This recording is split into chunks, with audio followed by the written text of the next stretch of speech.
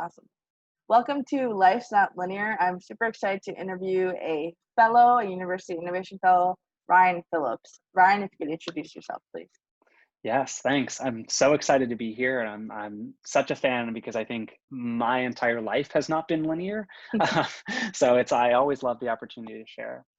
So yeah, as you mentioned, my name is Ryan Phillips. Today, I am a general manager of a venture within a Fortune 500 company called SAP. We can dig into what that means in a little bit, but as I mentioned, my path has been crazy to get here. I started in college as a computer science major. I ended up doing my master's because I had no job opportunities. So for me, doing an extra year to do my master's made sense because it gave me another opportunity to do more. From there, again, the randomness continues.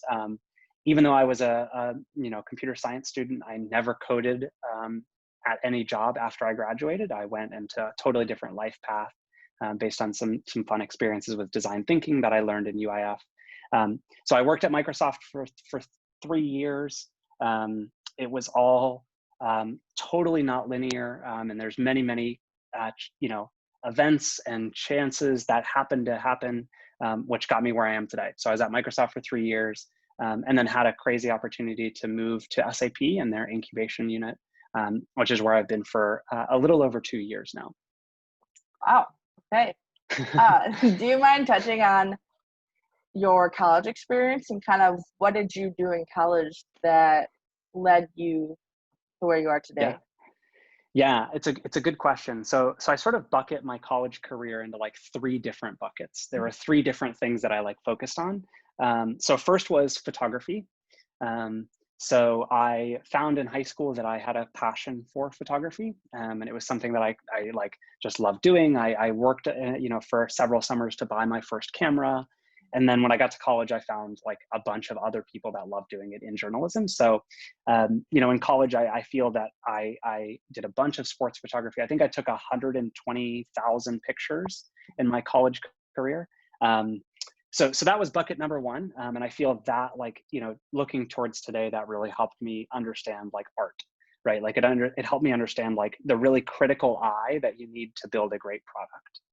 When you look at Microsoft or SAP building world-class products, those small details are really what matter.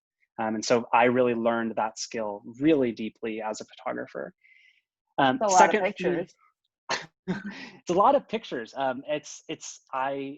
There was a chance I literally thought for about a few weeks in there that I would just quit computer science and go be a sports photographer full time. But ultimately, I learned that my passions are not the same thing that I should do for work. For me, I noticed that when I started making money via photography, there was added pressure that it took away the creative aspect for me. I really I found that doing wedding photography, it's if you miss the first kiss, that's it, right? You can't do it. There's the pressure takes away the creativity for me. So a lot of fun with it, but I realized the importance of hobbies is super, super critical in that space. So that was number 1 was photography. Number 2 was computer science. I was a computer science major. Like I mentioned, I loved research side of computer science. I did machine learning research. I loved digging into the unknown. That was really important for me. And again, I stumbled into that, right? It was one of those things where I took a class with a professor. I thought the professor was really cool and I wanted to spend more time with him. So I just went up to him after class one day and just said, hey, how can I get involved? I actually told him, I was I want to spend more time with you. What can I do? And so I've had professors like that too. Yeah. And I feel they always say that people in college have that one professor that they latch onto. And it's not about where you go to school. It's about finding that one professor that is super meaningful to you. And so, yeah, I was lucky to find that my junior year, Dr. Haugen. Dr. Haugen, if you're watching this or if you see this, thanks for the impact that you had on my life. But I think that really helped me build the language of technology. Thinking about technology and doing that research, as a product manager in my job today and as a GM and building great things, being able to speak technology language was really, really key for me. Even though I didn't know it at the time, like I had no idea that's why I was doing it. That was super important. And then the last one is entrepreneurship, or broadly just creation. You know, like we were both UIFs, and I think creating new stuff is like at the heart of being a great fellow, whether it's a TEDx event or whether it's a Makerspace or any of those. You know, I did a startup in college and sort of got that creation, but I think, you know, what that taught me a lot was like how to think about things that are totally ambiguous, right? Like as a UIF, like you step on campus and it's like, you know, whereas anyone trying to create change in an organization, there's so many ways you could make an impact, and just being able to like create change in an ambiguous environment to me was something that was really important. Yeah, that's awesome. I think it's super important when students feel like they have a voice on their campus, and not just to be listened to, but to actually be heard and to be given like the opportunity and the resources to create change. What are some of the things that you did during college, like with your startup or other ventures? Great question. So just two quick ones. So this is actually one of the tricks that I found in college to actually get me through college, because I was actually a horrible student. One of the tricks that I found was I loved this creation and startup aspect. And so I actually, like, one of the startups, or the startup that I worked on in college, was a machine learning startup focused in weather analytics. So we helped, analyze weather data and then applied that to drivers, like truck drivers who were driving for 12 hours a day, and helped them understand like how the weather was going to impact the roads, you know, because a car accident, like for a truck, like an 18-wheeler truck, is really expensive. What we did, and the reason I think I actually like have a degree today is because every class we took, we would apply it to the startup. So if it's like a database course, we would just use that course to build out better databases for our startup. Same thing with like our machine learning courses. We would just, like, any project we did, you know, we would apply it towards the startup. So that was one thing that I worked on a ton in college, and I think is like the reason that I have a degree, because I would have not been motivated for my classes at all had I not like had that, you know, motivation there. And then the second was my UIF project, which was helping build a new cross-functional makerspace, major makerspace. So open to everyone, you know, multidisciplinary classes. And, that was like a pretty simple realization looking back, but in the moment was not clear at all. So what we found when we did our interviews across campus was that a bunch of different colleges were raising money for their own individual makerspace. Like the College of Engineering was trying to raise their own money. The College of Arts and Sciences was trying to raise their own money. And there were 3 or 4 others. And what we did, me and Lauren, who was my partner in crime at the time, we just literally like got everyone into a room, and we said, like, you're all trying to do this separately. Like, please talk to each other. Yeah. And please collaborate. Just like, please, like, just stop, like, just get out of your own like office every once in a while and talk to someone new. So that was turned into a really awesome project, which is now the Innovation Hub at the University of Oklahoma. They ended up combining their money, and when they combined it, they realized that they didn't need to raise any more money, that they already had all the money they needed. Wow. And so they renovated a whole floor, first floor of the building, and it's got a makerspace and a collaboration sort of zone area. It's got virtual reality, it's got all that. So, but again, I think like when you look at both of those experiences, I stumbled into both of them, right? Like for the UIF project, I think you know this, but I found out about the application at 8 p.m. at night, the day of the deadline. It was due at midnight. How'd you find out about it? Truthfully, it was someone who was a mentor on campus, and I had known this person for some time. They were a faculty member, and they had just reached out and said, "Hey, I heard about this program. We as a university and as an organization are interested in sponsoring 2 people to go through it. Are you interested?" So you were a part of the first cohort? At Oklahoma, yeah. Yeah, I was part of the first cohort. So there was no one before. And in fact, when I joined the UIF, there was 80 people in my cohort. And I think total, there was like only around 100 people in the program. Wow. So there was not even like, it was not really a part of Stanford at the time. It was, still like an independent group. It was still like very unknown. I had no idea what I was stepping into, truthfully. Yeah. But just saying yes to that and just saying like, hey, look, like you believe in me. And I want to take that opportunity, your belief, and I want to build on it. Right. And I want to do something with it was really important to me. And so just like saying yes, showing up and just like making an impact was something I always felt like really important. And like, we can dig into this later, but I also feel is my obligation to pass it forward. Like I want to continue, like now that I'm in a position where, I'm had a little bit, very tiny bit of success, as much as I can, I want to keep like passing that back to university students. It's just crazy to see like what can happen from saying yes to things you don't even know about, saying yes to something as even like, hey, do you want to go to this networking event? Sure.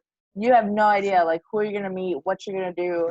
One time I was going to like my first professional conference in college, and they were like, be careful about swearing, blah, blah, blah. They're like, you could be in the line for Starbucks and have no idea that the CEO of Google is in line next to you.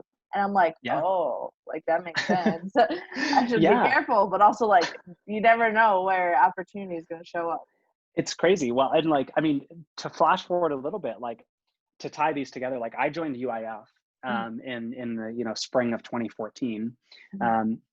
2 years later, it became a part of Stanford. And then a year after that, I met someone at a UIF event at Stanford, who worked for SAP. He invited me over to lunch at SAP on one Friday. We met at noon or 1 o'clock.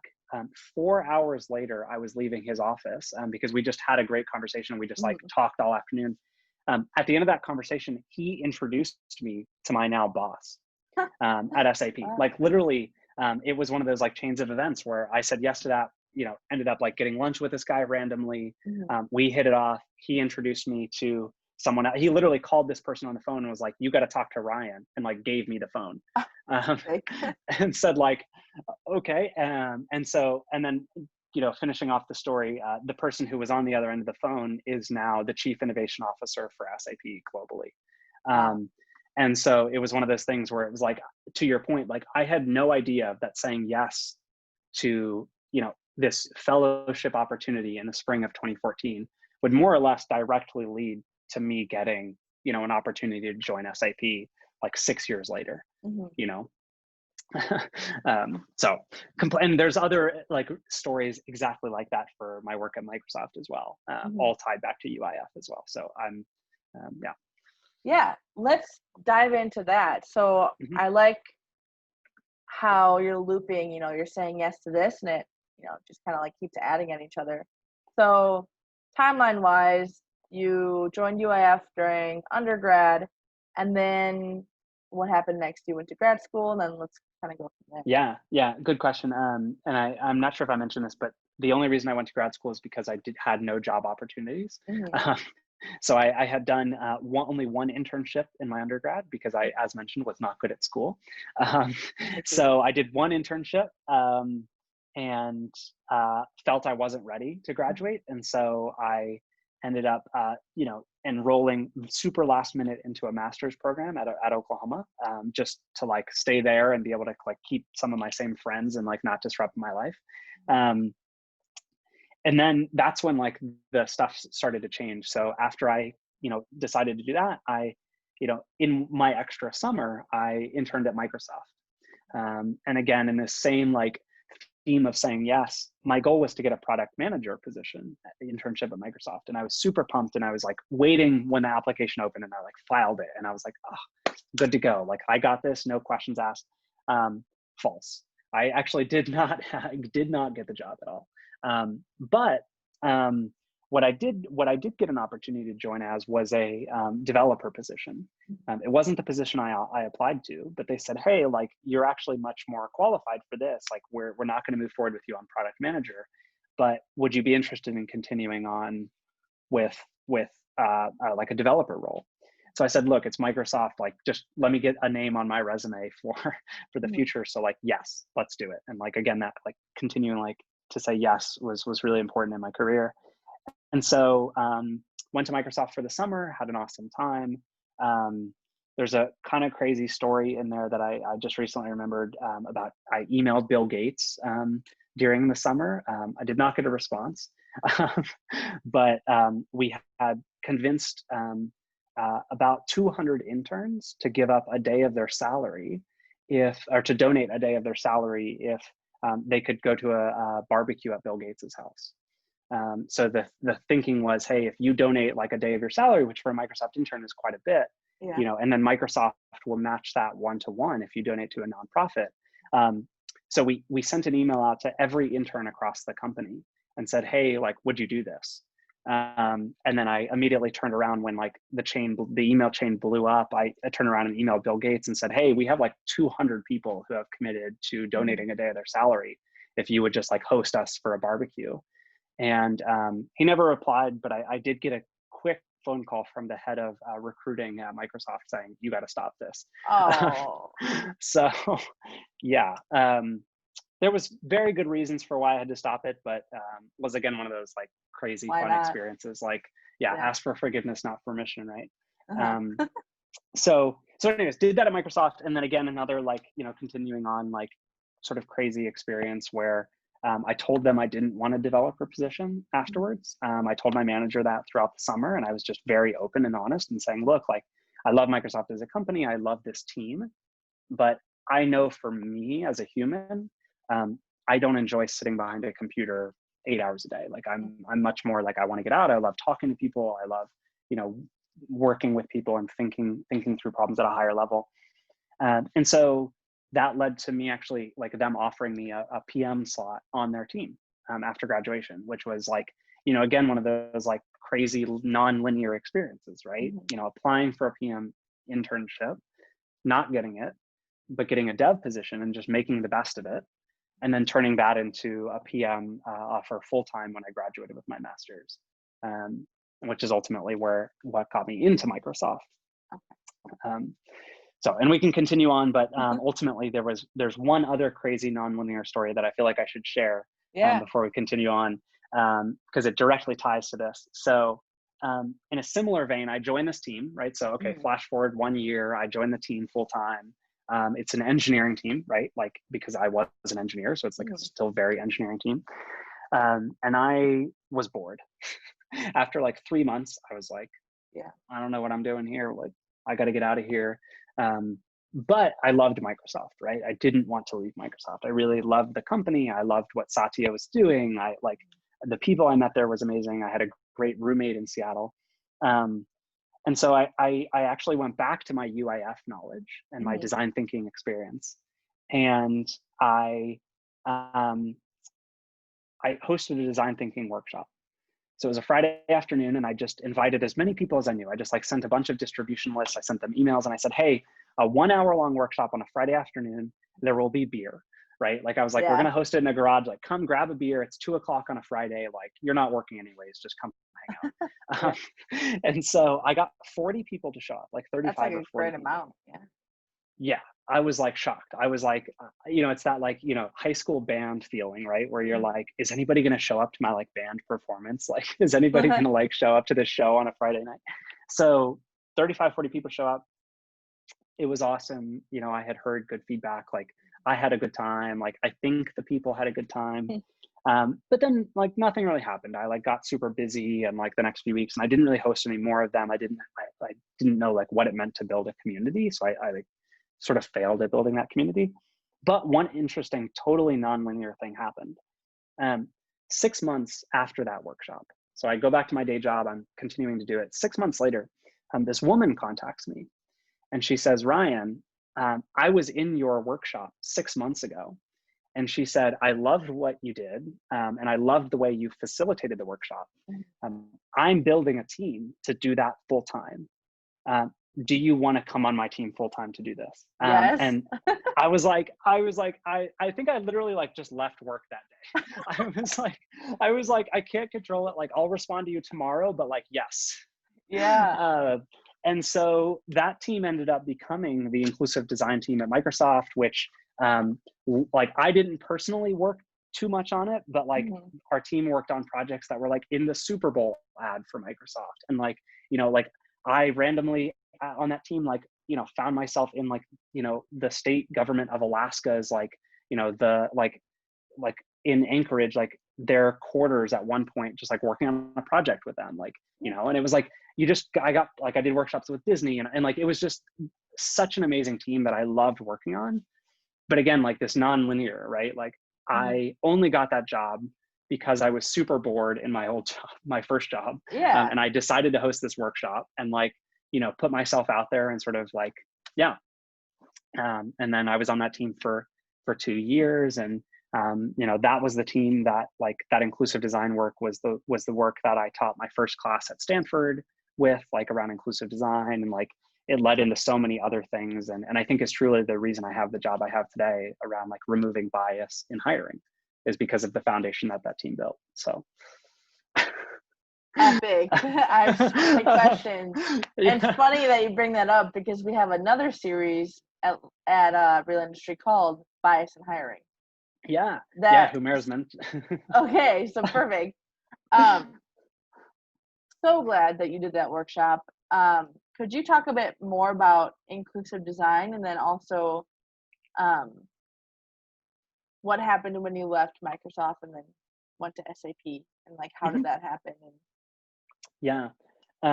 Yeah. So inclusive design is something I'm super passionate about. It's through and through. It's something I believe. It's something I think the world needs to think more of. I think it's, I think, 50 years from now or 100 years from now, I think we will look back and at this time in the past few generations and just say like, what were we doing?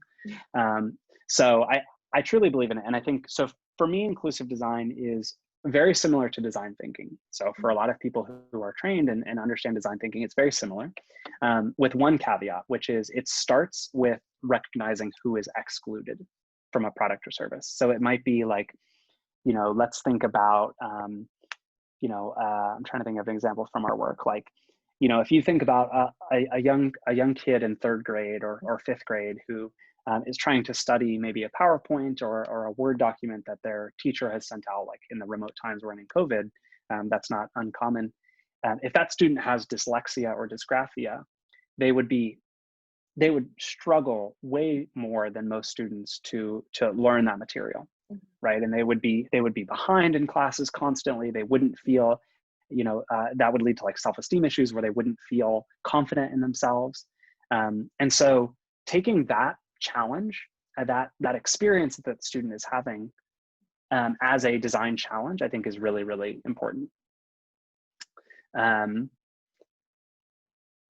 so that's what we do is we did that for every type of thing, right? We did it for dyslexic students. We did it for, students, like players who loved playing Xbox but only had one hand. And how do you think about like redesigning the Xbox controller to, meet their abilities, right?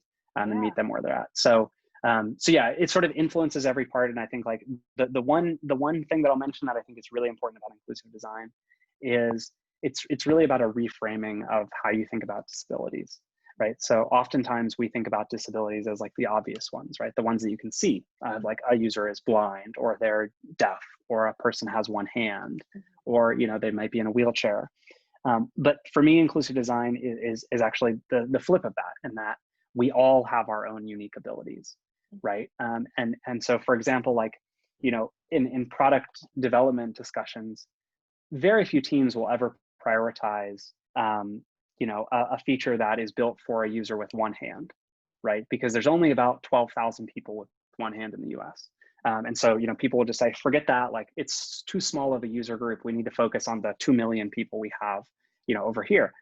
But actually the flip of that is that almost all of us in our weekly lives will have an experience where we will only have one hand available. So for example, if you're carrying groceries out of the grocery store, you only have access to one of your hands because the other's holding groceries. Or new parents, you know, maybe carrying their child, right? And I think that's like, so anyways, and then they'd only have one hand. So when you reframe it to thinking about all of those other types of situations, it's easy to sort of solve for the one person, that extreme user who might only have one hand, but in reality, it's going to benefit everyone, you know, if you design for that user. So, that's awesome. yeah, Just know that that's amazing. And I could talk about it. Like it's seriously like so much of my passion. I could talk about it all day, every day. I loved working on that team, and I think like I've carried that throughout every work I've done since then. It's just like, how can we think about this from a more inclusive angle? so are you able to do inclusive design at SAP as well? Yeah, for sure. And it was actually like the first week I was at SAP, I hosted an inclusive design workshop. Like SAP is super open to it. And in reality, like my job at SAP, Brilliant Hire, the company that I lead, or the venture inside of SAP that I lead, is focused on doing that same process in the hiring space, right? So how can we remove bias from hiring, right? Everybody knows that like, you know, bias has a huge impact on any one of us getting a job, you know, as you know, like you mentioned from your work with Real Industry. And it's quite crazy, the statistics. I mean, like, you know, there are studies that show that white sounding names get 50% more callbacks than African-American or Hispanic sounding names. Even some basic things like your address, if you have your address on there and they notice you're from a specific city, they definitely will think things about you. You know, and then the flip side of that is we see studies that, you know, a recruiter is only spending about 30 seconds looking at any candidate's resume. And so, yeah, so when you pair those together, it's sort of like, you know, there's huge opportunities here. And so that's where we've structured this process, this inclusive design process with our team now, is how can we look at like very specific groups. You know, it's like a person with autism trying to get a job, you know, they have extremely high rates of unemployment because the job process of like coding on a whiteboard is just not something that they're good at, right? It's just not the way they think, but they're actually incredible developers, right? Like they are. It's just that like that funnel that you're put into when you're in the hiring process is built for someone who doesn't think that same way, you know. And so we try to provide as many different types of ways for people to interview for jobs so that everyone has an equal shot, is the way that we think about it. Awesome. So yeah, so absolutely. And I think to get back to your other question too, like I got here in that same unlinear way to SAP. So I had, you know, left Microsoft and was like, hey, what do I do next? I wanted to move to San Francisco, which is why I left Microsoft. If you remember back from when we started, like that person who I got the phone from, who was like on the other end of the phone, his name's Max. After that initial phone call, he had kept calling me every month and had just said, Ryan, like, you know, let's catch up. Like, I want to hear how you're doing. And he just like really, again, he showed that he cared about me, right? Like he really put that forward that effort. And so after 2 years of that, when the next time I picked up the phone, I said, Max, I'm leaving Microsoft. I said, like, you know, let's talk about things. Like, I love what you all are doing there. And then after, you know, a few more conversations, we found a role that would make sense. And then I, you know, went through the formal interview process and, you know, interviewed with 4 or 5 more people in SAP. And apparently they gave me good results. And then I joined. So now that you work are working on Brilliant Hire, how did you feel going through the SAP interview and hiring process? If you don't mind sharing. Oh yeah, no. And I think SAP is the same as Microsoft, is the same at most companies. First off, it's grueling. I mean, it's a long, you know, my hat goes off to all candidates who are searching for a job right now because it is so difficult. And I think my belief is that, you know, this difficult interview process is the reason that some 53% of people are unhappy in their current job, because it's such a grueling process. And, you know, I was going through it with no partner or significant other and no kids. And so for me, I had like the easiest path forward because I only had to worry about myself, right? Mhm. Like I had the freedom to, like, if I wanted to interview late at night, I could, right? If I needed to hop on, whenever they could. So anyways, so with that all being said about how difficult it was, yeah, it was, what you might expect, right? I had several phone calls. I was invited down on site for a day. So they flew me down and I met the team and I had lunch with the team. And funny enough, lunch on my interview day actually never got delivered. So they actually, like, they ordered me another lunch and handed it to me as I was walking out the door, and they said, like, oh, Oh, sorry, like we couldn't we couldn't, no fault of SAPs, but yeah. it was funny that it had never gotten delivered. And so we sat there having lunch for an hour with just over a great conversation.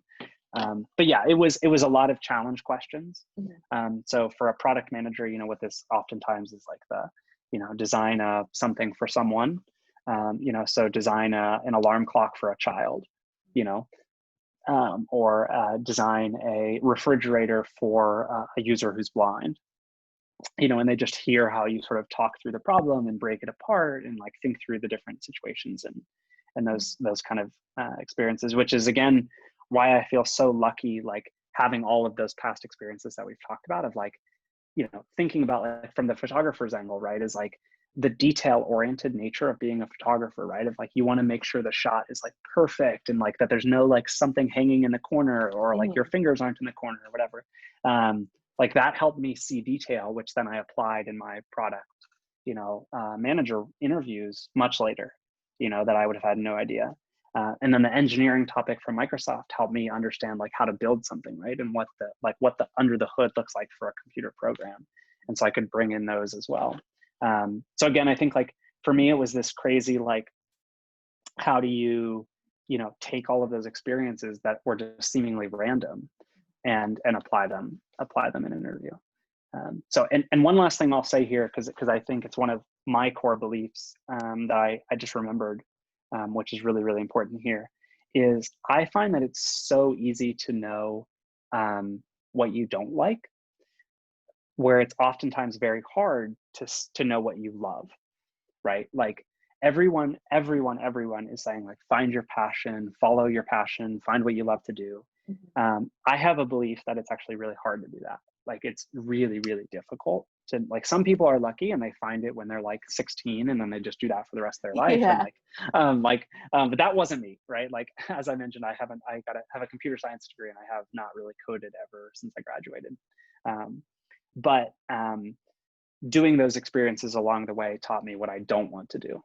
And so I, like, if I was writing a letter to my 18-year-old self who was going into college, which is 10 years ago, this month actually, or August, 10 years ago in August, I would say, like, just get as many experiences as you can, right? Like, Mhm. say yes and like show up to as many, like, could be networking events like you mentioned. It could be, you know, um, whatever it is, right? Like whether it's a fellowship that you have an opportunity to join and somebody wants to support you, like just say yes and like show up and like, I think, yeah. And so for me, that, like, I did that enough times that I found, I think, what I like to do.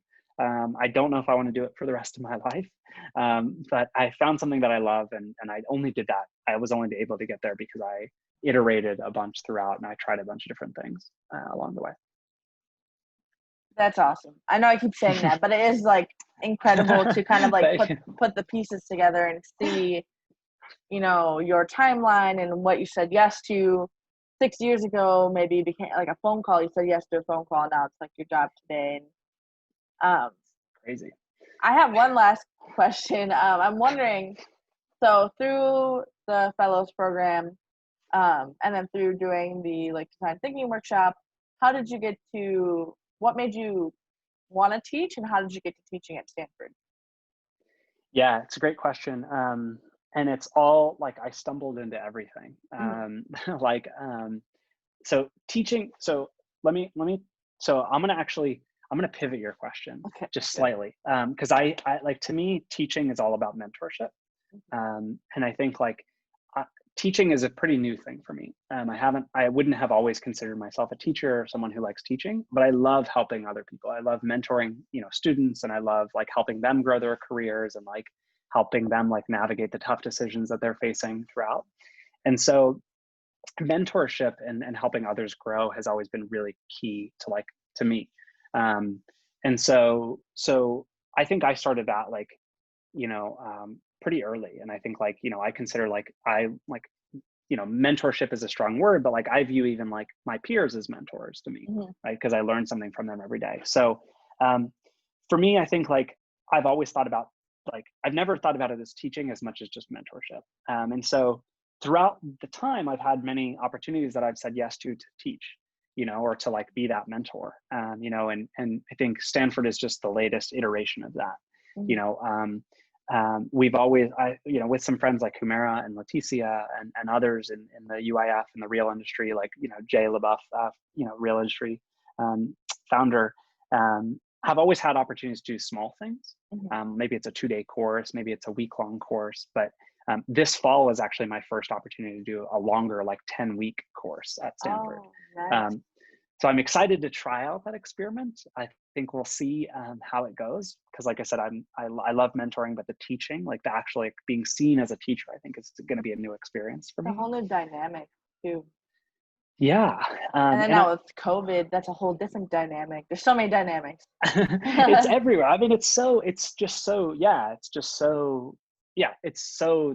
different and crazy and wild and weird and like, and there's this whole like feeling of like this imposter syndrome, right? Of like, how am I good enough to teach anyone anything at this point?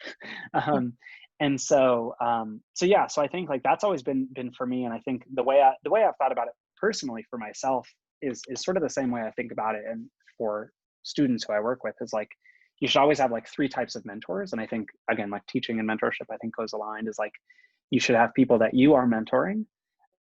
You should have people who are about your level, who are like your peers. And obviously like you learn a ton from them. And it's sort of like this peer mentorship. And then you should have that like 10x mentor, who's like, you like 10 years from now, or like wherever you want to go. And for me, having that, like figuring out who that 10x mentor is was like a real challenge. And I think like that has helped me like navigate a lot of this non-linearness, if that's a word. Is like, if I sort of have that, like, hey, I think this person is like who I would strive to be 10 years from now.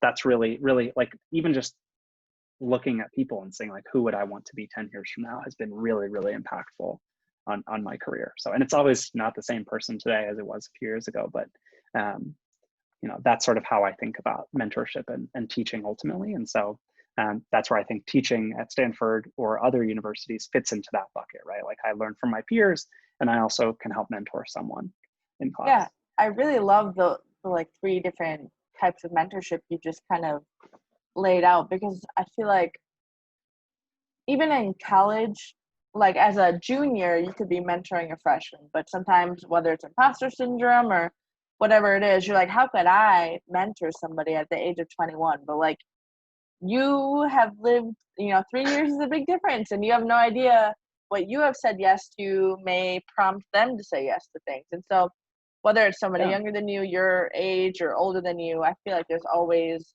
room for both people to learn and both people to add value. So I love that you called that out. No, I love that. I think that's spot on. And I think like, for me, the other thing too that I've mentioned a few times throughout is like, it's also just really important to have someone who believes in you. Yeah. And so to your point, like even as a freshman, having a junior who's there saying, you can do this, like go, like you like, that's really meaningful to that freshman, And so I think, that's the other thing that I think I've learned a ton through this is just like that, like, you might not feel like you have a ton of knowledge to give to them, but just showing up and showing them that you believe in them and that you're there to support them. Like, and that if like everything falls apart, like you will be there for them, and like meaningfully showing that on a day-to-day basis, I think is super important, and is super, super key. I agree. Ryan, thank you so much for, sharing your time. And I'm so happy that I got to chat with you and learn about your definitely not linear story, but of like holy crap, of just saying yes, like the things you've been able to do externally and internally. And I believe in you, obviously, Thank but you. I'm also just like lucky to know you. So I appreciate your time. No, no, no. I believe in you as well, Tara. Thank you Okay, so much. thanks.